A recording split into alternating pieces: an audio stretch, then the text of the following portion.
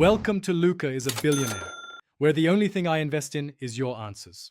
Start now by enabling developer options and opening the battery screen. You want direct access to system stats, so tap build number 7 times and back out to settings. Once done, go straight to settings battery to view the usage graph and percent remaining. If your phone's stock view is limited, install a trusted battery health app for more metrics. You'll use both the system view and the app for cross-checking. Make sure both are running on the same charge cycle for accurate comparison. Now dig into the measurable health indicators. Open developer options and enable any diagnostic logs available, like battery stats or system logging. You'll use a battery app to read current capacity in mAh, cycle count, and charging power in watts.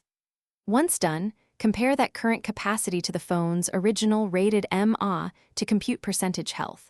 Also review the usage graph and logs for apps causing high wake or drain. These steps show why capacity fell and where to focus fixes.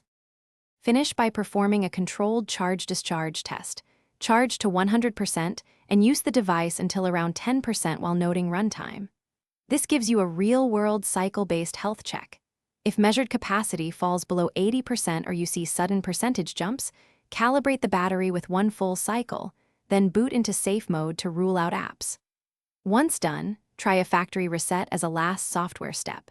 If problems persist, the only reliable fix is battery replacement. If that's unclear, seek a certified repair. Thanks for watching and please subscribe. It's the best investment you'll ever make.